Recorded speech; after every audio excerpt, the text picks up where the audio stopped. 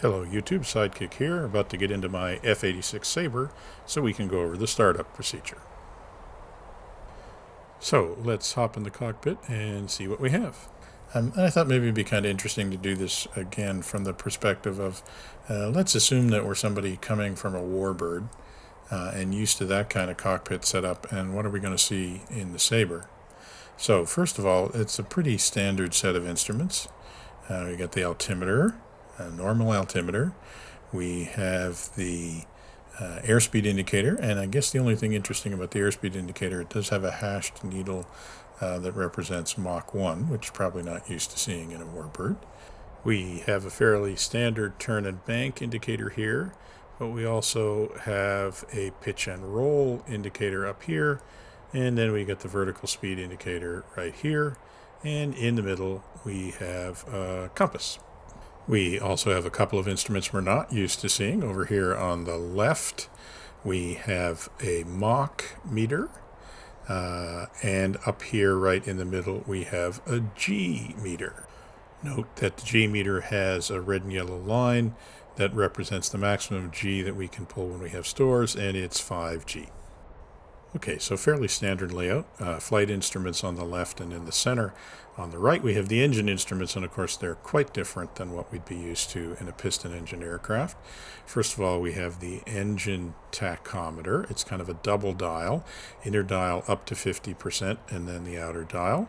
Note where the green zone is. And down here we have the exhaust temperature. We need to take careful note of where the red and green zones are on that as well.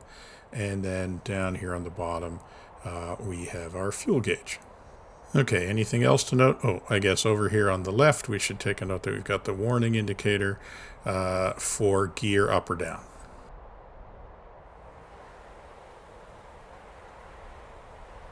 Okay, I think we're just about ready to get started. Let's let the crew chief know and get the ground power attached.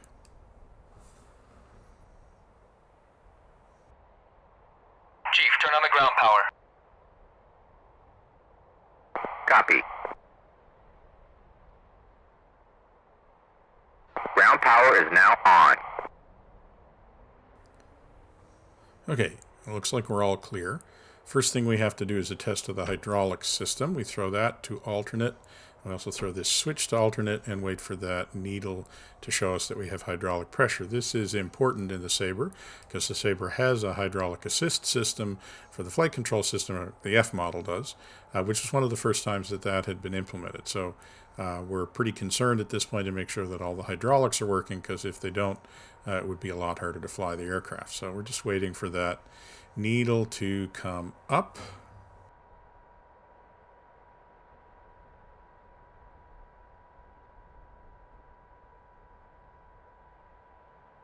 Okay, that's looking pretty good, so we're about ready to start our startup procedure. Throw the master switch up, then we're going to throw the starter down for 3 seconds.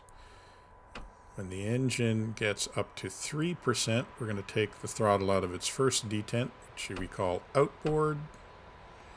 Throw the switch back to run. When the engine gets to 6%, then we take the throttle up to idle and we let the engine spool up.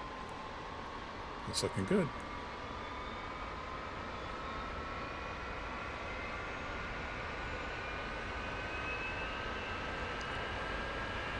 Okay, once the engine's up past about 25%, we know we've got her lit. We can turn off the ground power.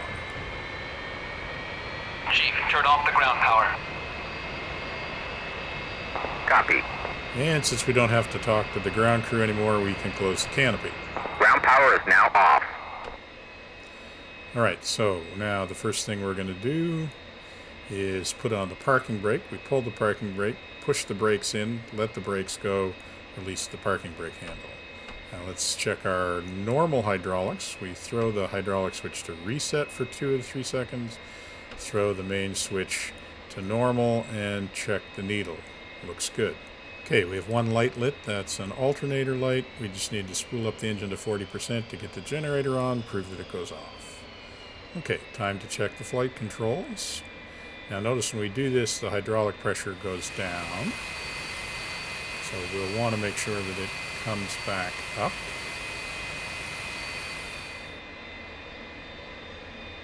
Checking the rudder. There goes the hydraulic pressure back up, so that all looks pretty good.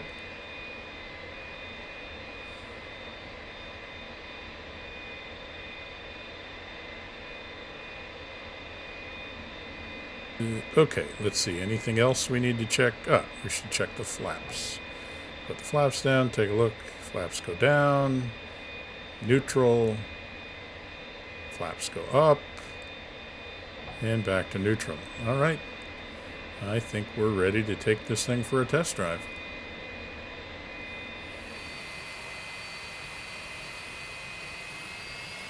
So let's start running the engine up slowly, give it lots of time to catch up. Here it goes. And maybe a little bit more.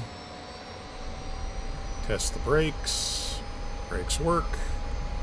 And off we go. Now, one thing about taxiing the Sabre is you have to remember to hold the nose wheel steering button when you're using the rudder to steer.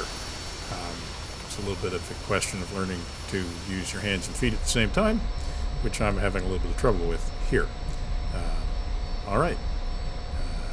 Slow down, come out onto the taxiway, take a left turn and head for the runway.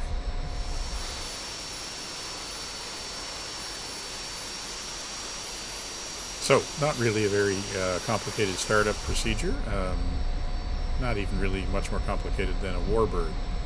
Although if you're coming from one of the modern jets, very much simplified. So that's going to do it for today. We're just going to taxi out here and get ready to take off. We'll cover takeoff and landing probably in the next video. If you're enjoying these videos, don't forget to subscribe to the channel and like the video. For now, this is going to be Sidekick, signing off.